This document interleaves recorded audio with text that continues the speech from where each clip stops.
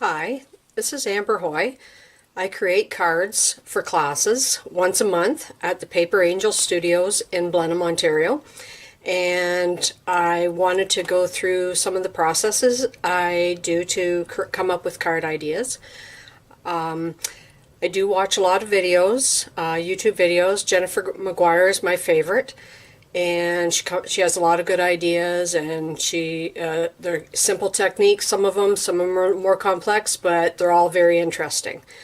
One of the techniques that she has done a couple of videos on is water stamping, and so I decided to try that for this month's class. The card you're looking at here is the first of 5 that I've made for the class.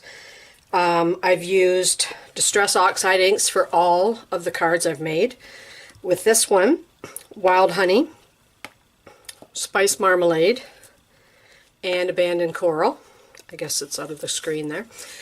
And then I used the stamp Blooming with Kindness, just the flower from that stamp set. You need some applicators and sponges. I used Pink and Main's Wishes, not the outline, just the insert to make the die cut. I cut the first one out of a brown shimmer and the second one out of a off-white shimmer. Then I embossed the word best, come from another set. I'll have to check that out to see where I got that from, but it's just the word best, and I embossed that with a Judikins shimmer brown embossing powder. Once I was all complete, I added strips of the same paper as the Wishes, which is a off-white shimmer paper, and then just added some sequins to that. So we're going to start the process and start working on this card.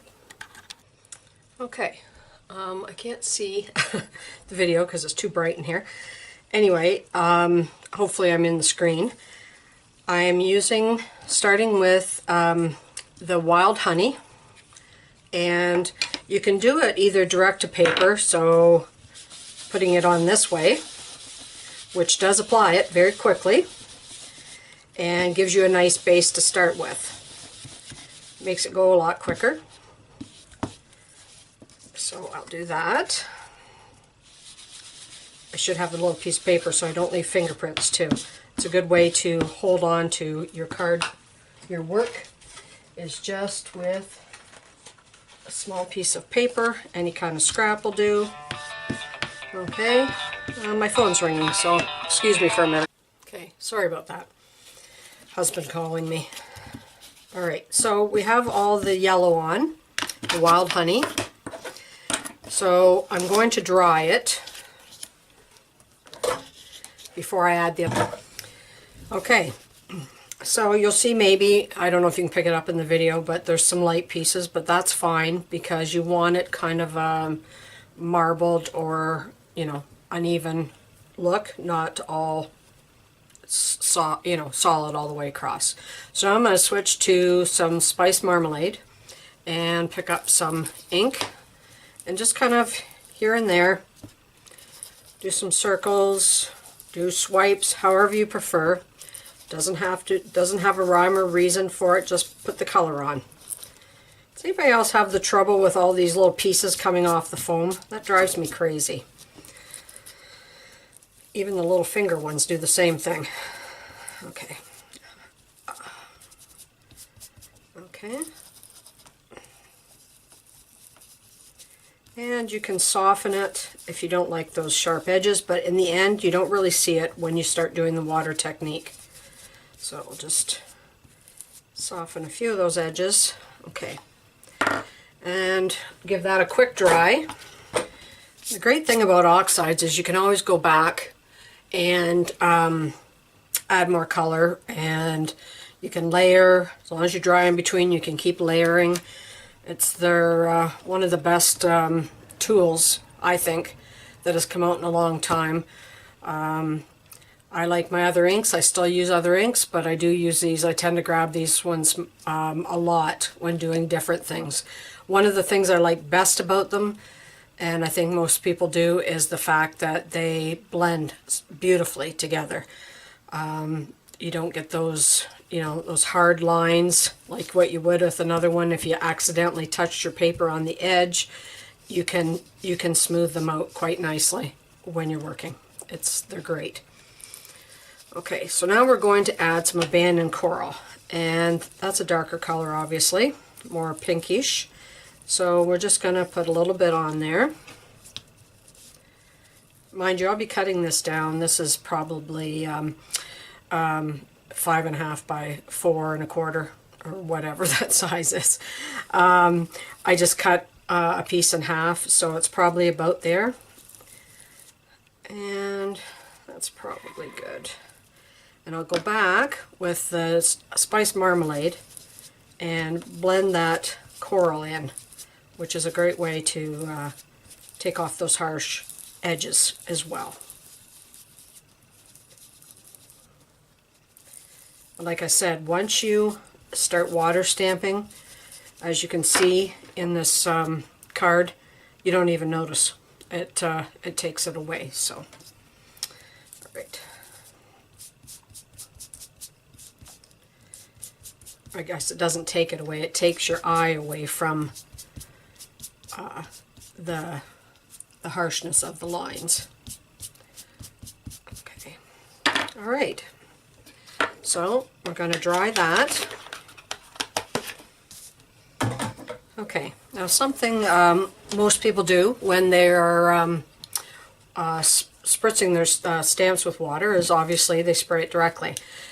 I was having some issues, well, not major issues, but I was having some problems. I'd get puddles in certain areas and I didn't really want them. So what I decided to do was to spray some water on my craft mat and then put my stamp into it like I was inking it up. Then I can see what water's on there. And if there's too much, stamp off a little bit, pat it off, and then you can add the flour down. Now you're going to want to hold that for about a minute at least to get the impression. First time I tried it, I was holding it only for a few seconds, and it wasn't leaving a nice impression. It wasn't lifting the color the way it does if you hold it for longer. So I left it for probably a minute, minute and a half, and when I picked it up and dried it, it was much more noticeable and very pretty. So I know this is a long time to sit, but we'll wait and see how it looks.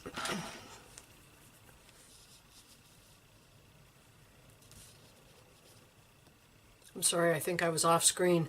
I'm trying to look at the video camera, the screen, but there's light behind it and I can't see anything. It's totally dark for me. I need to figure out a way to so I can actually see the screen better, so I make sure I'm on center. Okay, so there you're seeing the flower coming up. And there's your pretty, I guess it's, to me it looks like a dahlia, but I'm not really sure. It doesn't say what kind of flower it is, but anyway. So I will just move that over a little bit and do that again with my water on my craft mat. Take a look at my stamp, see how I'm doing for water on it. Looks like it's pretty well covered and not pooled too badly.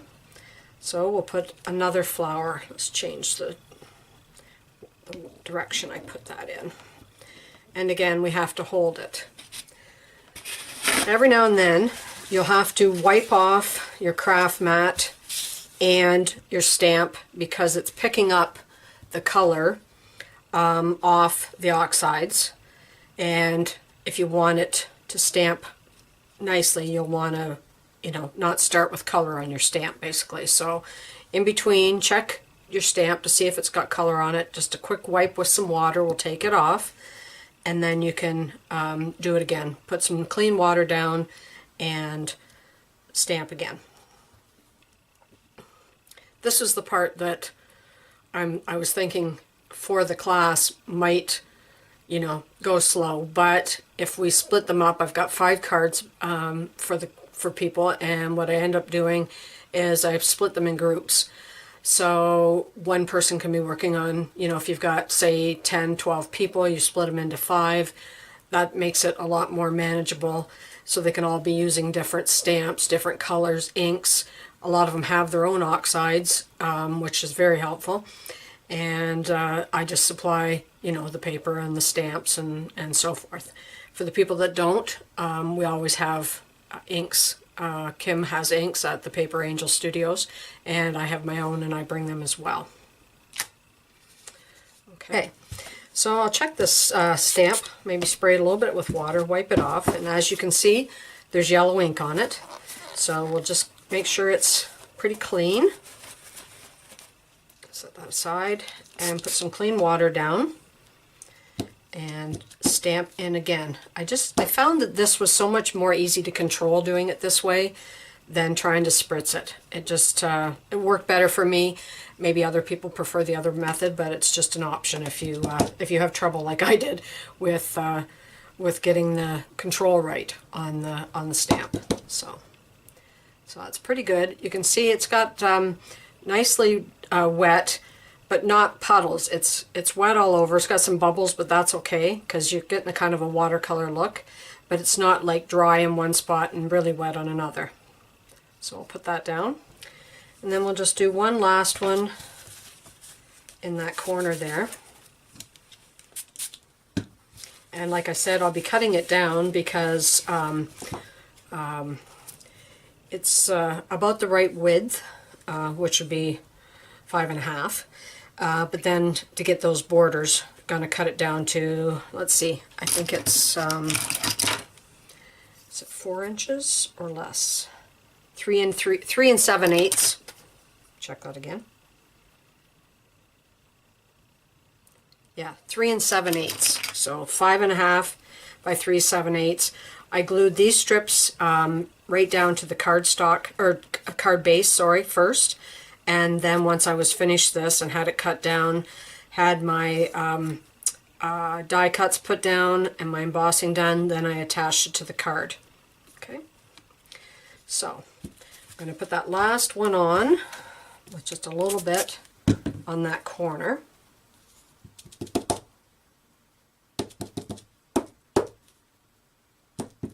Like I said, if you find it's too much water, just stamp off in a dry spot on your craft mat and it'll take some of the water off.